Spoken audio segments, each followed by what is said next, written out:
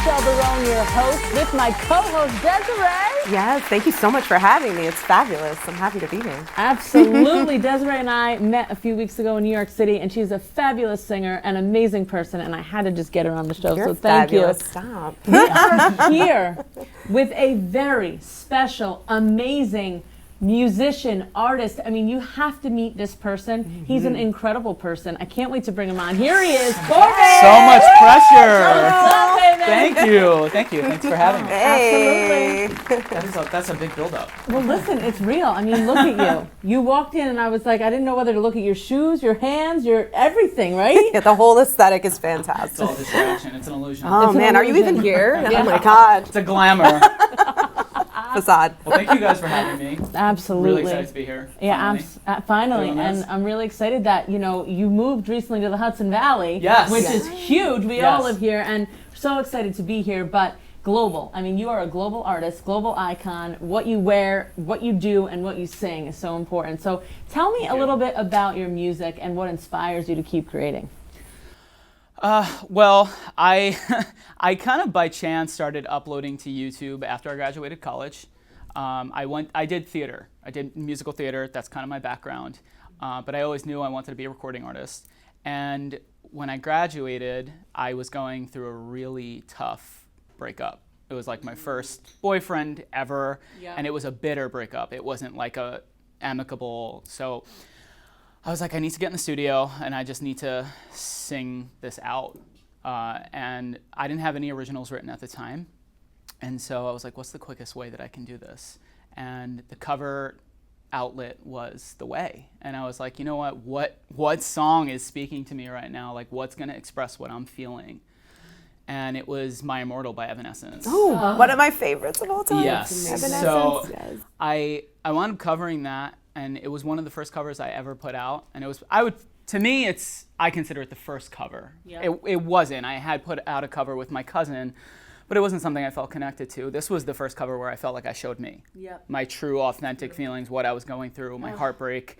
I And get the chills just hearing about it. it's bizarre because I filmed that video with my best friend for free.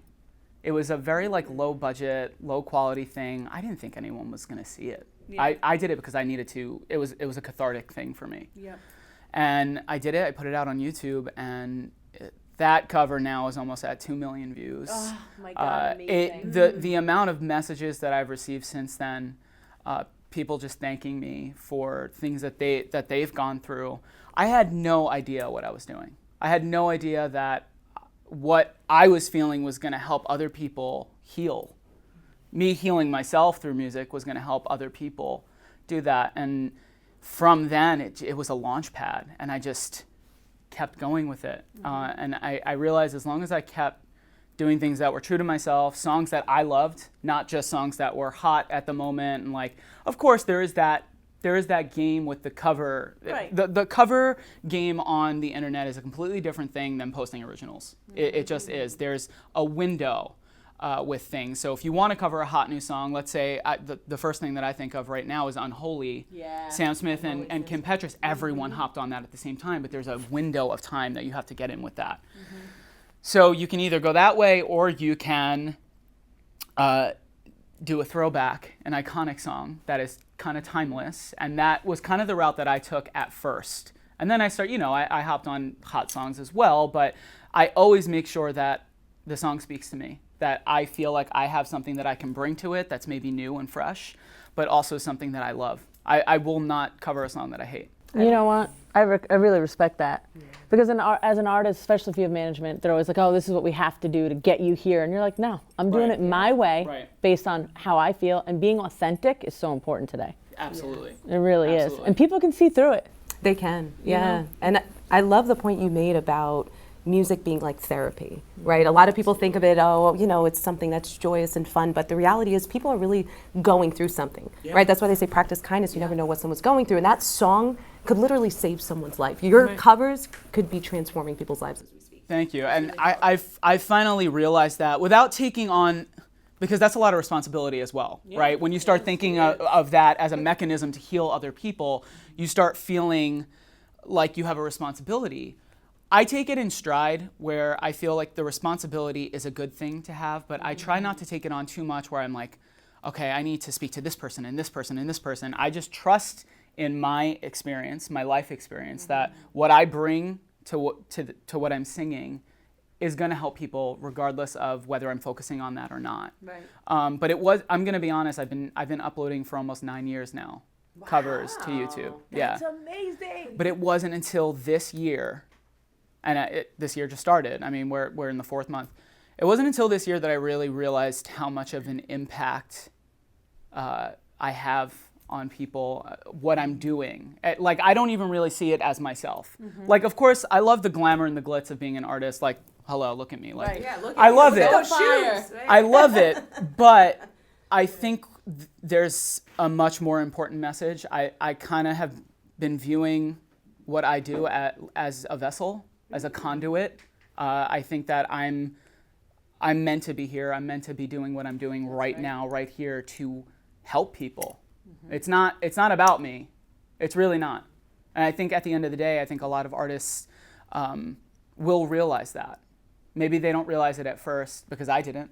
At first, for me, it was like, of course, it was about, for me, I was going through the heartbreak and I wanted to get that out. But then once I kind of got through that heartbreak, I was like, oh, this is fun. Yeah. Like, I get to be a rock star. I'm on music video sets, and I'm living the life that I've always dreamed of. And as you get older, it becomes a little less about that. Yeah. That comes with the territory. Like, of course, I would say I live a really fucking cool life. Right. I get to live my purpose Yeah. and do what I do. But to me, it's about helping people. The messages that I get on a daily basis they're like gut-wrenching. Can you share one? Like one that comes to mind. Like the most memorable.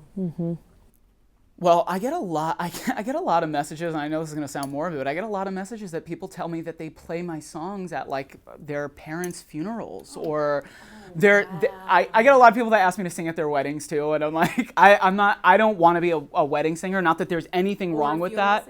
There's, or if you know what, I put the fun in funeral. No, but honestly, people, the fact that people have gone out of their way to tell me those things, I'm like, that is such a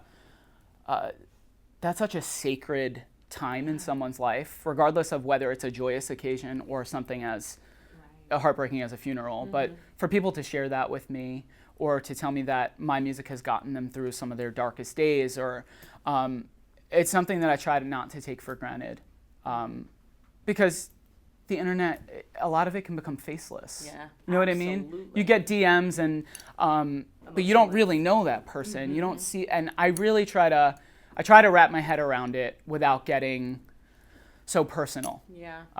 It's hard though, but that's what I think that's what the music's there for. Absolutely. Right. For that little capsule of time to live on its own and to be with someone. That's why I make music videos. Yeah. To encapsulate a universe, to encapsulate a feeling, and for that to live with someone forever. They can revisit that whenever they want. Absolutely. If they want to fucking cry their eyes out, they can revisit that video and do that. Exactly. If they want to feel like a bad bitch, they can listen to one of my other covers. Yeah. That's it. There are moments in time, and I think that's why we all love music. Yep. Yeah, there's something powerful about what you said. It's not about you. There's a quote. It's actually a historical quote, and it says, "I'm not giving up my torch, thank you. I'm passing my torch, because if we each have a torch, there's a lot more light." love that. And I think that's what you're doing. I So love thank that. you. Thank you. Thank you. I appreciate it. Thank you so much for sharing that. You know, I want to share a video you recently did. I love what you did with Sia. Thank Sia's you. cover. She's one of my favorites. You amazing. The absolute hit greatest. notes that are out of the box, out of this world. I mean, especially for a male artist. I mean, you kill it. So let's take a amazing. listen. Thank you.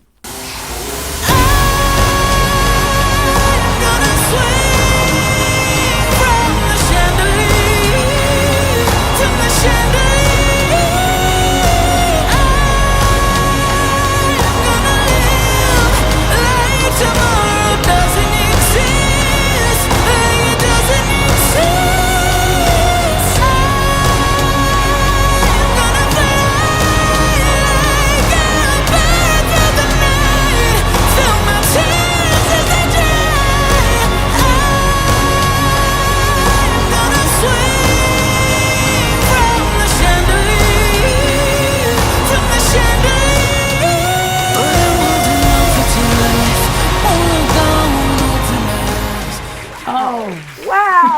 I almost forgot.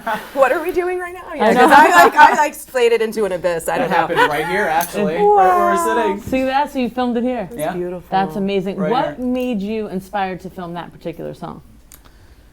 So going back to, I think, the cathartic experience as an artist, someone who really bears it all and just fucking sings from their guts. Yes. Sia is, I think, bar none. I think she is at the top of her class in terms of bearing it all. You can hear in her voice the struggle, the cry, what she's been through.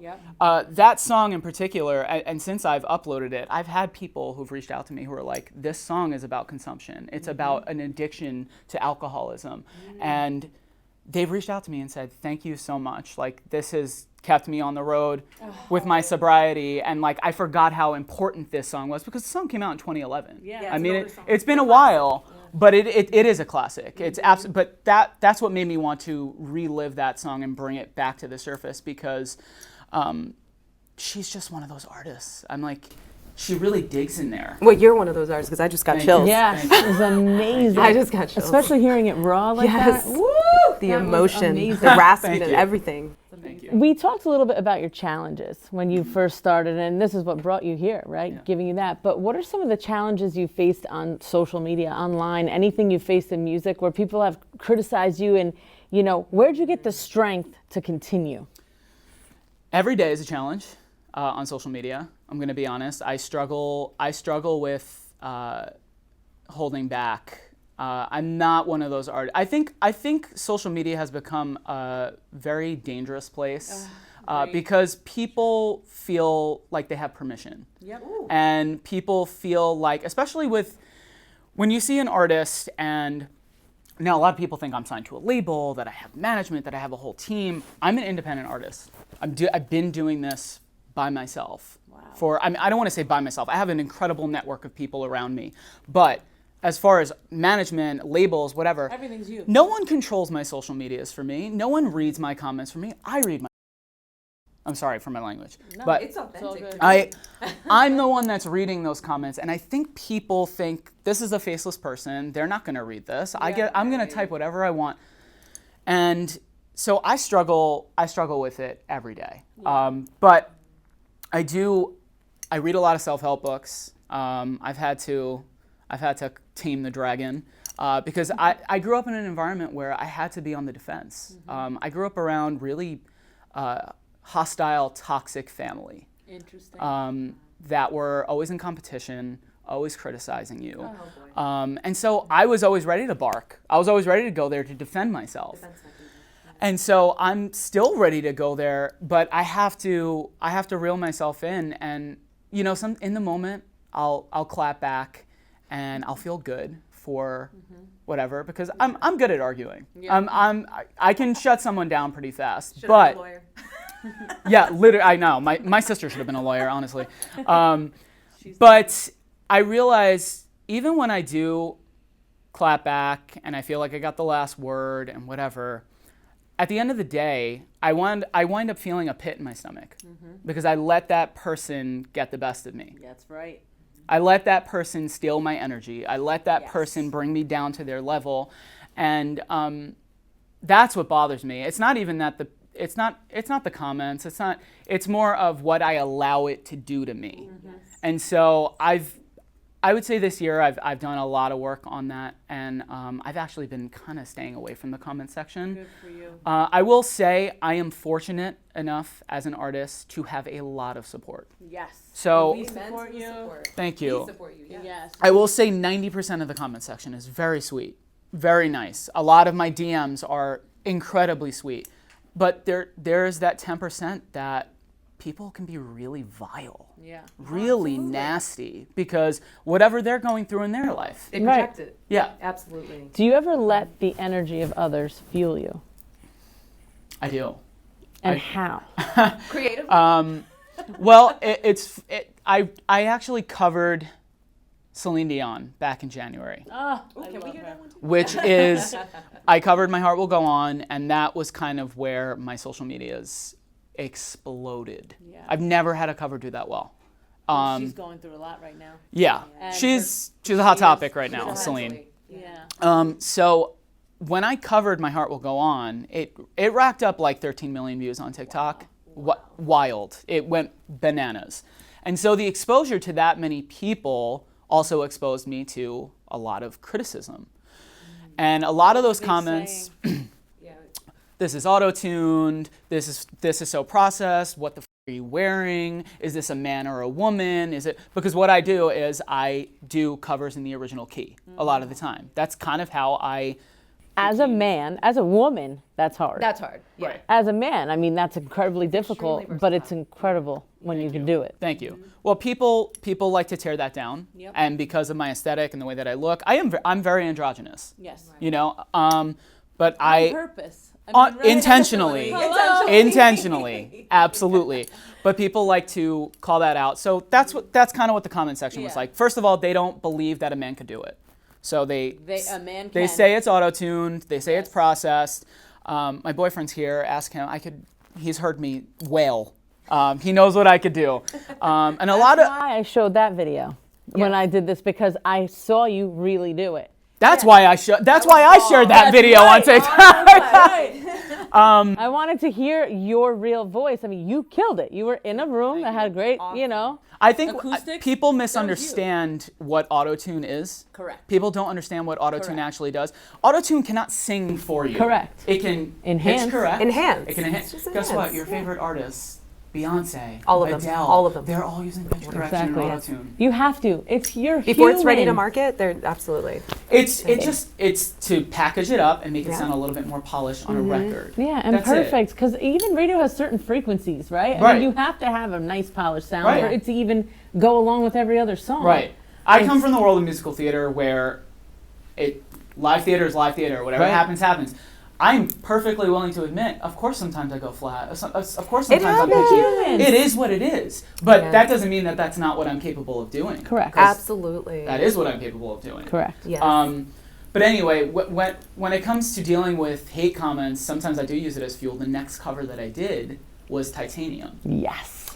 And that instructed why I chose that song. Because I always felt like that song was about the underdog. I always felt like it was about, I mean, the lyrics are, shoot me down, but I won't fall. That's right. I'm titanium. That's right. You know, it's all about take a shot. Yeah. Hit me with whatever you got. I'm still here. I'm still standing. Exactly. And that's kind of how I use those comments to instruct certain things. And it fuels me to cover certain songs or write certain original songs.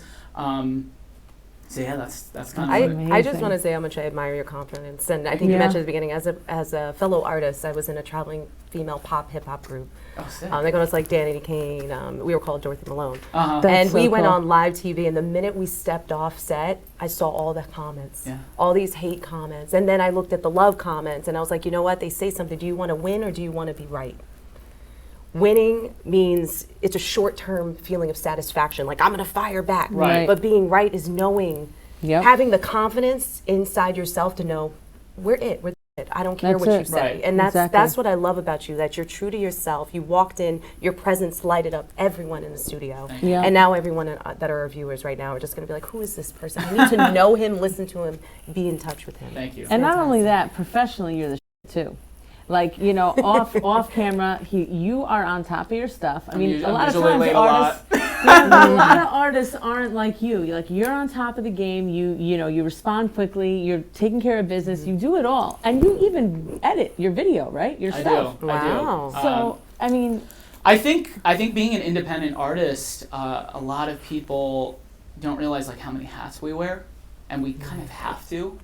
I enjoy it though, because over the pandemic, when the pandemic happened and the world shut down, I was like, am I going to lose my momentum? Like, am I going to lose this? Because I had a pretty consistent schedule. I was uploading once a month to YouTube and releasing a cover a month. And I was like, I can't let this slow me down. And people need music now more than ever. They need it People More than need it. ever.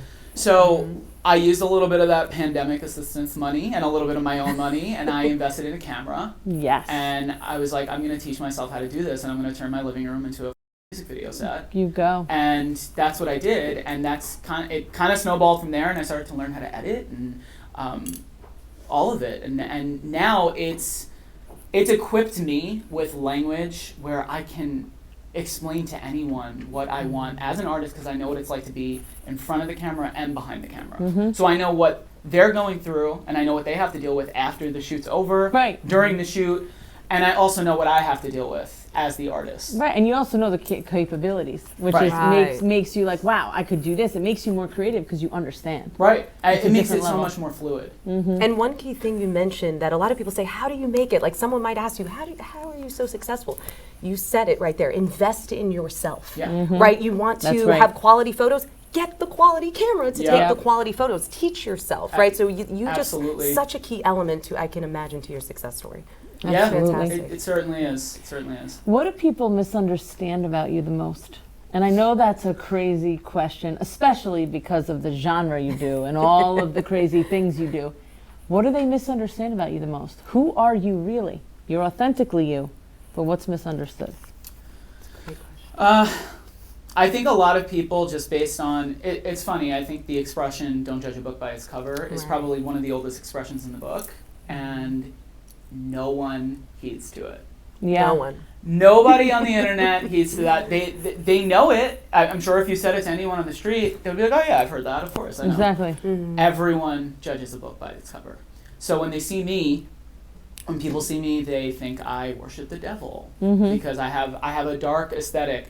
A lot of people also don't know the fashion world, so they misunderstand where my aesthetic comes from. They think I'm emo. They think I'm pop punk. They think you're sad. And I'm happy. I really am. I'm a pretty lighthearted person. But I'm also fiery, and I'm passionate about the things that I love. So I can definitely go there, but I like the way you address your audience as your fellow demons, and I think it's, it's mysterious. Like, I feel like you put the vibe out, but it stops there, and you show it in the music. So it's kind of cool the way. It's a curse and a blessing, I think, because I like to be a mind. I like to challenge people's perceptions. So there's a reason why I'm intentional, and I do cover a lot of pop songs because. There have been so many reaction videos, especially to the Celine Dion cover. Like, it really went crazy. But on YouTube, I've been seeing a lot of reaction videos, and a lot of people are like, wow, I was expecting this to be like a metal cover. I looked at this guy, and I was like, I was expecting metal, and then they're like pleasantly surprised. And I think it's such a duality of like harsh and soft, and this vulnerability, and this intense strength. I love playing both sides. I love embodying both of those things at once. I was going to say, what made you come up with that? Because, like you say, judging a book by its cover, typically this is a rock type of person, right? So you're doing Aerosmith, you're covering Kiss, you're doing whatever, right? But you're covering Sia. I mean, what made you go that direction? And how do you, how do you make it make sense? Because to the regular person, right, it doesn't. But it actually does, and he kills it. Yes. Thank you. I think for me, it's just about, I mean, I won't say that I'm not inspired by rock. Right. I've definitely, you mentioned Aerosmith. I mean, that was one of my go-to audition songs. I would sing Crying by Aerosmith. Ooh, my favorite. I hear it in my head. Me too. I want to hear your version. I think my voice just caters to a rock lens because I do, in my upper register, I do have this grit and this rasp that comes the out. raspy. I heard it that earlier. And so I used to do a lot of rock musicals when I was in musical theater. Like, I was cast primarily in rock musicals. So I do have a lot of rock influence. So it's not completely unfounded. Like this, my aesthetic is definitely inspired by that. But it's gone beyond that. I grew up on. I'm a homosexual. Like, I grew up. My sister's 13 years older than me. She was inspired by a lot of music as well. Yep. They played all the big divas like Mariah Carey, My Celine favorite Dion, of all Whitney time. Houston, Yes. TLC. My sister also, she played Biggie Smalls, Tupac. Like Yeah. I was I was just inspired going to by. ask about the hip hop influence Yeah. because you just Oh. seem like you fit every Every category genre. Thank you. across the chart. I went through. I mean, I still love it. We were just listening to Nicki before we Oh, got in here. We were just listening to No, her. I'm just kidding. So Remix. cool. Yep. But yeah, I think the aesthetic is, to me, I feel like this is, and people think I put on, Yeah. right? People are like, why are you wearing that? What are you trying to prove? And I'm like, I don't think you realize how much excavating a person has to do to be authentic. Correct. How Very much, well said. How much work that requires. And I used to hide myself back in my teen years. I grew up on Staten Island, New York, which is a predominantly straight heterosexual environment. Guinea Central. I can Very, say it 'cause I'm very. Italian. Very. My entire family. I mean, You said it. but growing up in a school system where if you were gay, you were potentially getting jumped after school. Ugh. So I became very good at hiding it. I became very good at masking it. And as I got into college, I went to Wagner College, which is ironically on Staten Island as well, but it was like a bubble. I felt like I was in a different universe because 90% of the student population was from out of state. So it was my chance to finally feel like I was starting over. It's like moving, you know what I mean? Like if I went to California right now, no one would probably know me there, or at Right. least personally. And it's like a fresh start. So when I got to college, I was surrounded by musical theater people. Your people. You're at home. And I was like one of the only straight guys freshman year. And I was like, this is my time to That's right. come Hide out. no Be your more. authentic self. Yeah. Yeah. Hide That's no beautiful. more. What can we expect to see from you in the future? So I just wrote an original that I'm really, really excited about. Awesome. My boyfriend was actually a part of the process. He's an amazing songwriter, artist himself. Oh. And we just wrote this song that I'm very, very pumped about. I haven't felt this excited about an original in a long time. Ooh. I'm excited. Yeah. It's definitely commentary on the state of the world right now. But it also feels very personal. It feels Wow. like something that I want to say to the masses. But I also feel like it's something that people are going to relate to really hard. So Amazing. definitely more visuals. I'm a visual guy. I love music videos, so I'm going to continue, of course, even with the originals, I'm going to continue putting out the covers as well. Yep. And I have new merch coming out, which is going to be really Yay! fun, and Awesome. a lot of really cool things coming up. Well, we are your support team. We are here. and, And we're our excited tribe. for you, and we Thank would you love to guys. have you back. I would love to be back. Oh, this was, I feel like, cut short. It I flew know. by. I'm like, can we have more Flew time? by.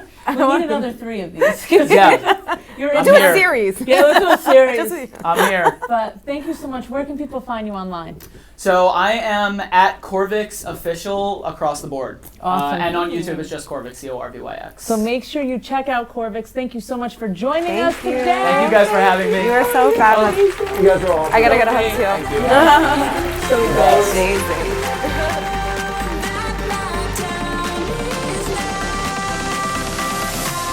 This episode is sponsored by Jador Fine Jewelry. Visit JadorFineJewelry.com.